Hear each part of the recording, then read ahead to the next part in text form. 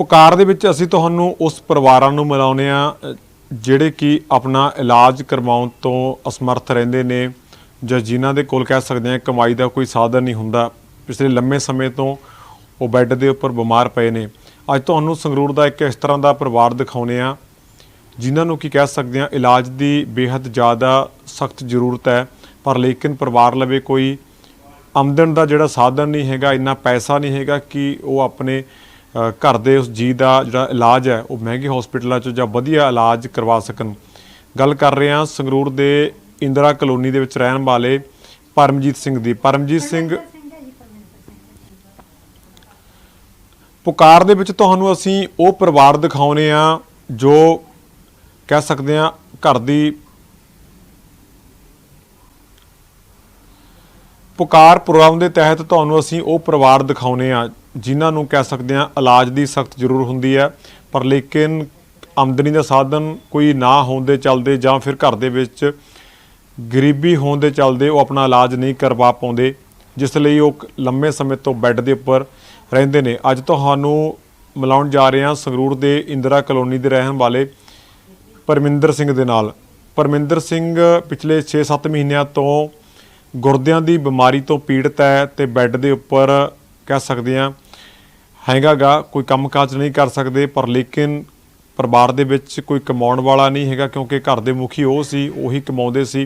वो दर्जी का काम करते सी, उन्हां दी दुकान सी, कपड़े सिलाई करते सी, पर अज उन्हां दे घर दे विच तुसीं देख सकते हो जिहड़ियां वो मशीनां सिलाई दी उन्हां दियां दुकान दे विच सी, दुकान बंद करनी पैगी क्योंकि अज मशीनां तुहानूं घर के विहड़े दे विच नज़र आ रही ने, क्योंकि इन्हां तो ही जिहड़ा घर का गुजारा सी उन्हां दा वो चलदा सी। पर लेकिन उन्होंने जी गुरदियां की जी बीमारी लगी, जिस तो बाद कह सकते हैं हुण उसके इलाज के उपर काफ़ी पैसा खर्च हो रहा, पर परिवार के कोल पैसा नहीं हैगा।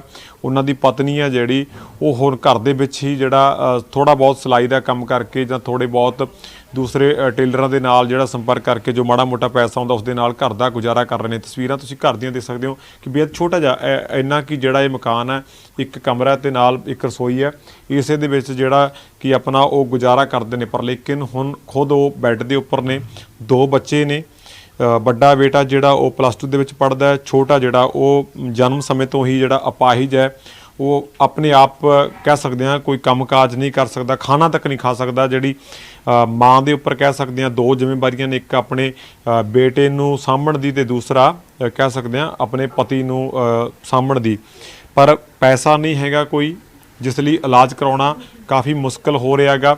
डायलिसिस आ जिहड़ी हफ्ते दे विच 2 बार हुंदी है, पर लेकिन संगरूर के सरकारी हॉस्पिटल दे विच डायलिसिस की जिहड़ी मशीन है वो खराब होण चलते हुए जिहड़ा काफ़ी दिक्कतों का सामना उन्होंने करना पै रहा। प्राइवेट हॉस्पिटलों में जां दूर जाके किते इलाज करवाउणा संभव नहीं है क्योंकि परिवार के कोल पैसे नहीं हैगे।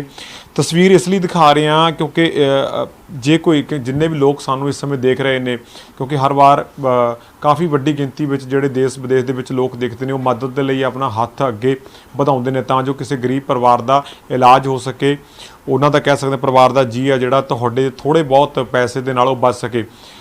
गलबात करांगे। भैन जी की नाम है तुहाडा जी? मेरा नाम वीर जी सिमरनजीत कौर है जी। अच्छा जी, कदों दिक्कत आई इन्हां नूं, की हुण इस समय की स्थिति है, की कहना चाहुंदे?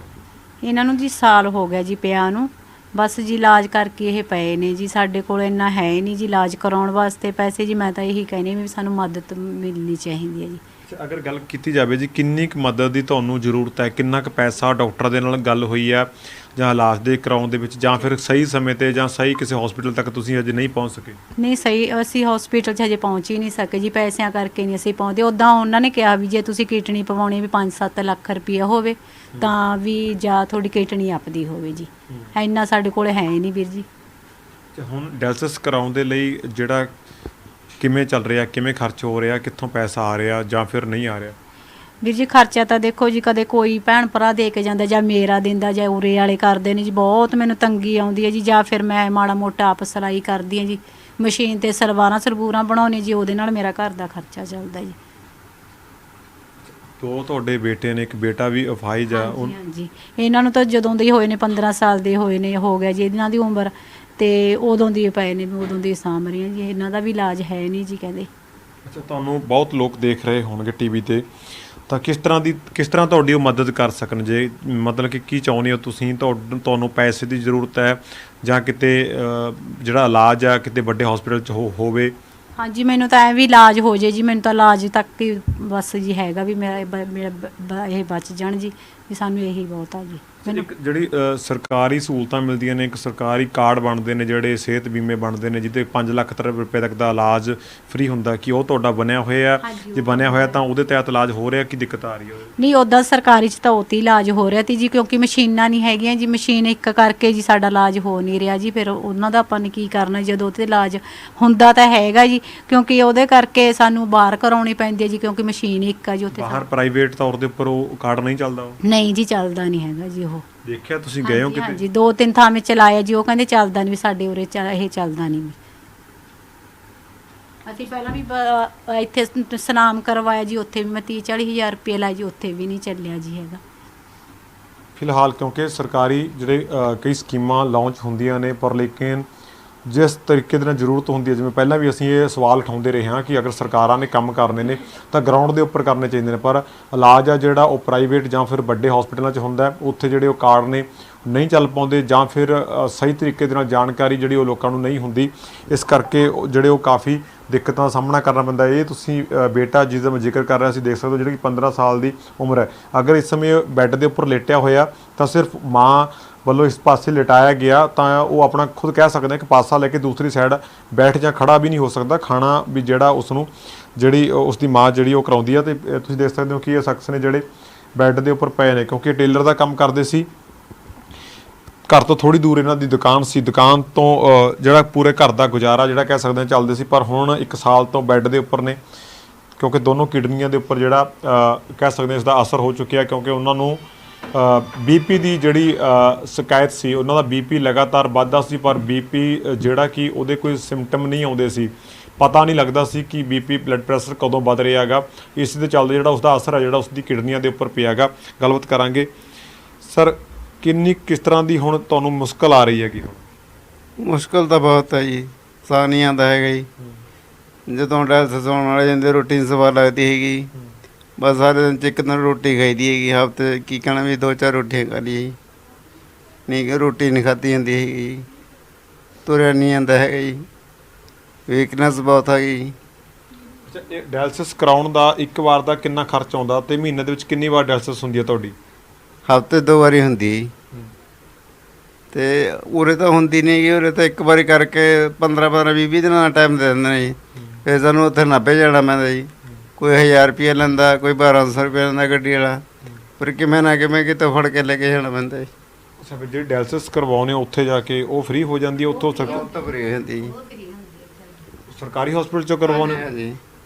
ਉੱਥੇ ਅਗਰ ਪ੍ਰਾਈਵੇਟ ਦੇ ਵਿੱਚ ਕਰਵਾਉਂਦੇ ਹੋ, ਪ੍ਰਾਈਵੇਟ 'ਚ ਇਲਾਜ ਕਰਾਉਣਾ, ਉੱਥੇ ਕਿੰਨਾ ਖਰਚਾ ਆ ਰਿਹਾ? ਪ੍ਰਾਈਵੇਟ 3500 ਰੁਪਏ ਲੈਦੇ ਘੱਟੋ ਘੱਟ ਜੀ, ਇੱਕ ਵਾਰ ਡਾਇਲਸਿਸ ਕਰਾਉਣ। ਹਾਂਜੀ ਹਾਂਜੀ।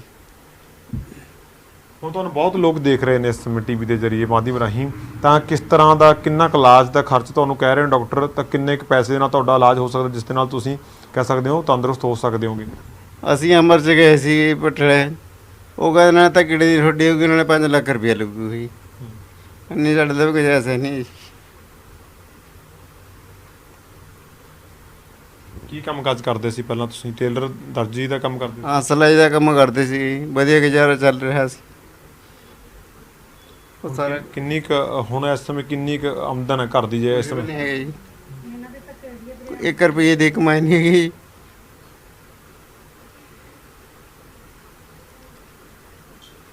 ਬੇਟਾ ਵੀ ਕੋਈ ਕਮਾਉਣ ਵਾਲਾ ਨਹੀਂ ਹੈਗਾ? ਨਹੀਂ ਜੀ, ਬੇਟਾ ਹਲੇ ਪੜ੍ਹ ਰਿਹਾ ਹੈ ਜੀ।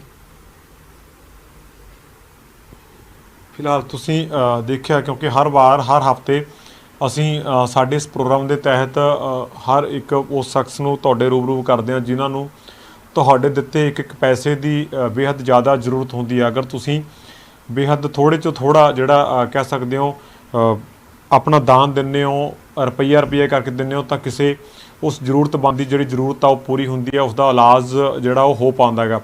ਉਮੀਦ ਕਰਦੇ ਹਾਂ ਕਿ ਇਸ ਵਾਰ ਵੀ ਤੁਸੀਂ ਜਿਹੜਾ ਅਸੀਂ ਇਹਨਾਂ ਦਾ ਅਕਾਊਂਟ ਨੰਬਰ ਹੈ ਜਿਹੜਾ ਇਹਨਾਂ ਦੇ ਪਰਿਵਾਰ ਦਾ ਉਹ ਤੁਹਾਨੂੰ ਦੇ ਰਹੇ ਹਾਂ, ਇਹਨਾਂ ਦਾ ਕੰਟੈਕਟ ਨੰਬਰ ਦੇ ਰਹੇ ਹਾਂ, ਤਾਂ ਜੋ ਤੁਸੀਂ ਆਪਣੀ ਕਾਲ ਕਰਕੇ ਇਹਨਾਂ ਨਾਲ ਜਾਣ ਸਕੋ ਕਿ ਕਿਸ ਤਰ੍ਹਾਂ ਦਿੱਕਤ ਹੈ, ਕਿੰਨੇ ਪੈਸੇ ਦੀ ਜ਼ਰੂਰਤ ਆ। ਥੋੜ੍ਹੇ ਤੋਂ ਥੋੜ੍ਹਾ ਜਿੰਨਾ ਤੁਸੀਂ ਦੇ ਸਕਦੇ ਹੋ ਤਾਂ ਇਹਨਾਂ ਦੇ ਅਕਾਊਂਟ ਦੇ ਵਿੱਚ ਜਿਹੜਾ ਪੈਸਾ ਤੁਸੀਂ ਟ੍ਰਾਂਸਫਰ ਕਰ ਸਕੋ, ਜਿਸ ਦੇ ਨਾਲ ਉਹ ਕਿਸੇ ਵਧੀਆ ਪ੍ਰਾਈਵੇਟ ਹਸਪੀਟਲ ਦੇ ਵਿੱਚ ਜਾਂ ਫਿਰ ਵੱਡੇ ਸਰਕਾਰੀ ਹਸਪੀਟਲ ਦੇ ਵਿੱਚ PGI ਚੰਡੀਗੜ੍ਹ ਜਾਂ ਫਿਰ ਕਿਸੇ ਹੋਰ ਹਸਪੀਟਲ ਦੇ ਵਿੱਚ ਆਪਣੇ ਇਸ ਕਹਿ ਸਕਦੇ ਹਾਂ ਘਰ ਦੇ ਜੀਅ ਦਾ ਜਿਹੜਾ ਇਲਾਜ ਉਹ ਕਰਵਾ ਸਕਣ, ਕਿਉਂਕਿ ਬੱਚੇ ਬੇहद ਛੋਟੇ ਨੇ, ਇੱਕ ਬੱਚਾ ਵੀ ਜਿਹੜਾ ਅਪਾਹਿਜ ਹੈ ਤੇ ਜ਼ਿੰਮੇਵਾਰੀ ਘਰ ਦੇ ਉੱਪਰ ਕਾਫੀ ਵੱਡੀਆਂ ਨੇ, ਤੇ ਇਸ ਲਈ ਘਰ ਦਾ ਕੰਮ ਕਾਜ ਆ ਜਿਹੜਾ ਉਹ ਵੀ ਜਿਹੜਾ ਠੱਪ ਆ। ਪਰ ਅਗਰ ਲੈ ਕੇ ਜਾਣਾ ਪੈਂਦਾ ਤਾਂ ਜਿਹੜਾ ਕਹਿ ਸਕਦੇ ਐਂਬੂਲੈਂਸ ਜਾਂ ਫਿਰ ਗੱਡੀ ਦਾ ਜਿਹੜਾ ਕਿਰਾਇਆ ਉਹ ਖੁਦ ਜੇਬ 'ਚ ਦੇਣਾ ਪੈਂਦਾ, ਪਰ ਘਰ ਦੇ ਵਿੱਚ ਕਮਾਈ ਦਾ ਕੋਈ ਸਾਧਨ ਨਹੀਂ ਹੈਗਾ। ਕੈਮਰਾਮੈਨ ਬਲਵੀਰ ਦੇ ਨਾਲ ਵਿੱਕੀ ਭੁੱਲਰ, ਲਿਵਿੰਗ ਇੰਡੀਆ, ਸੰਗਰੂਰ।